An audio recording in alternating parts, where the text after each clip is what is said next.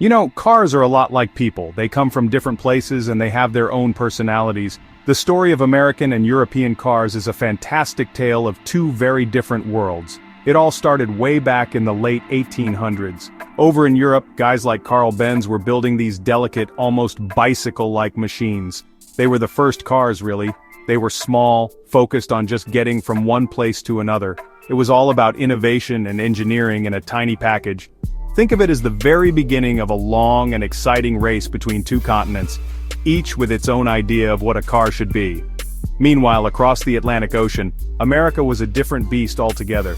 We had wide open spaces, long, straight roads, and a whole lot of land to cover. Our car story really kicked off with Henry Ford and his Model T. He didn't just invent a car, he invented a way for everyone to own one. The idea wasn't just about getting around, it was about freedom. It was about giving every family the chance to explore this huge country. So, right from the start, American cars were built to be tough, reliable, and affordable for the working man. They were simple machines for a simple yet grand purpose. As the years rolled on, these two paths started to look very different. European automakers dealing with narrow, winding roads and high fuel prices focused on making cars that were nimble and efficient. They cared about how a car handled a sharp corner and how much gas it used. Think of it like a skilled fencer, precise and quick. In America, gas was cheap, and the roads were like endless ribbons of asphalt. We went in the opposite direction. We wanted size. We wanted comfort. We wanted power. Our cars became like big, comfortable living rooms on wheels, ready for a long family road trip. This friendly competition pushed both sides to create some of the most amazing machines the world has ever seen. Europe gave us the art of the sports car and the luxury sedan. America gave us the raw power of the muscle car and the practicality of the pickup truck.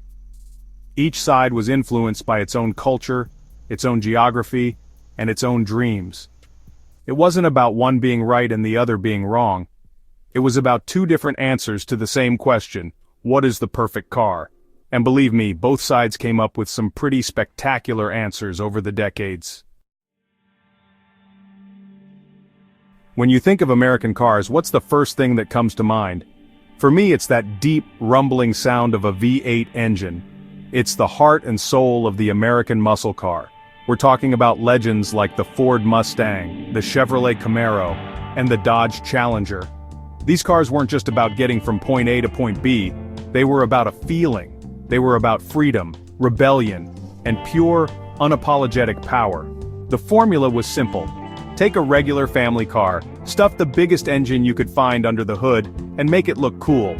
It was a recipe for excitement that an entire generation fell in love with. But American cars are more than just muscle. They are masters of comfort. Think about those classic Cadillac or Lincoln Cruisers from the 50s and 60s. They were enormous. They had bench seats so big you could practically have a picnic on them, and they floated down the highway like a cloud. The suspension was soft, the ride was quiet, and you had all the room in the world. This was all about the long haul, the great American road trip. You could pack up the whole family, load up the trunk, and drive for hours without feeling cramped or tired. That focus on a smooth, comfortable ride is still a big part of American car DNA today. Of course, there are downsides to this. Bigger is better philosophy.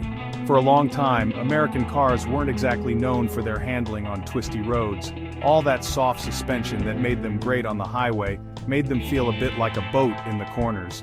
And let's not talk about fuel economy. Those big V8 engines were thirsty.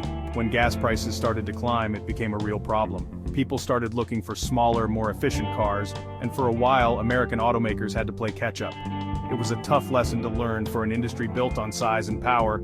Still, you just can't deny the appeal. An American car is an honest machine. It's straightforward. You want power? Here's a big engine. You want space? Here's a big car. They are easy to work on, and parts are everywhere. For many people, that simplicity and raw character are exactly what they love. It's the automotive equivalent of a perfect cheeseburger and fries. It might not be the fanciest meal, but boy, is it satisfying.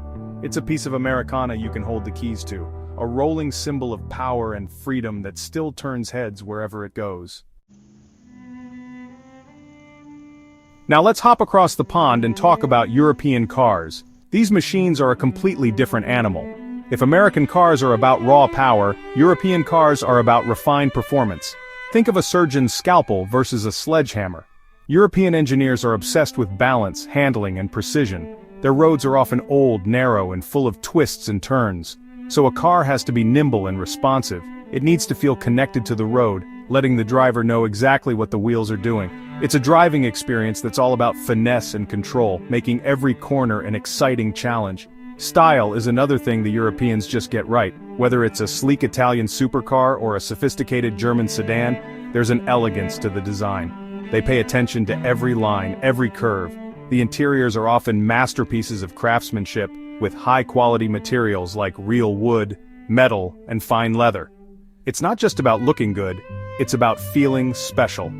When you sit in a car like a Mercedes-Benz, a BMW, or an Audi, you feel like you're in a tailored suit. It's a combination of advanced technology and timeless design that makes these cars so desirable all over the world. Of course, all that precision engineering and high-end design comes at a price.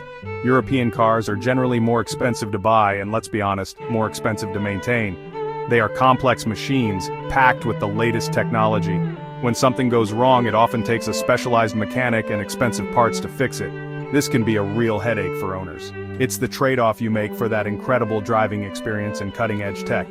Simplicity is not always their strong suit, which can be frustrating when you just need your car to work every day without any fuss. But for car lovers, it's often a price worth paying. Driving a great European car like a Porsche 911 or a Ferrari is an experience you'll never forget. It's about the sound of the engine screaming to its redline, the way the car sticks to the road in a fast turn, and the feeling of being part of a long tradition of racing and performance. These cars are built by people who are passionate about driving, and you can feel that passion every time you get behind the wheel. They are more than just transportation, they are rolling works of art and engineering. So we have these two giants of the automotive world. On one side, you have American cars, big, comfortable, and powerful. They are perfect for cruising down a long, straight highway with the family. Think of a Chevrolet Suburban or a Ford F-150. These are vehicles built for American life where space and utility are king. They are relatively simple, easy to fix, and have a certain rugged charm. The downside is they can be thirsty for fuel and might not be the most exciting to drive on a winding road. They represent practicality and a love for open space freedom. On the other side, you have European cars, stylish, nimble, and technologically advanced. They are built for drivers who love the thrill of the road, who appreciate sharp handling and a responsive engine. Cars like the Volkswagen Golf GTI or the BMW 3 Series are designed to make even a daily commute feel special. They offer a premium experience with beautiful interiors and the latest features. The trade-off is higher cost, both to buy and to maintain. Their complexity can sometimes lead to reliability issues that you wouldn't find in their simpler American counterparts. They represent a passion for the art of driving. The lines are blurring a bit these days, which is great for all of us. American car makers are now building cars that handle incredibly well. The new Corvette, for example, is a mid-engine supercar that can compete with the best from Europe. And European brands are building bigger SUVs to appeal to American tastes. Everyone is learning from each other, and the cars are getting better because of it. You can now get an American car with a high-tech interior, or a European car with a ton of space. The competition has forced everyone to raise their game. So, which is better?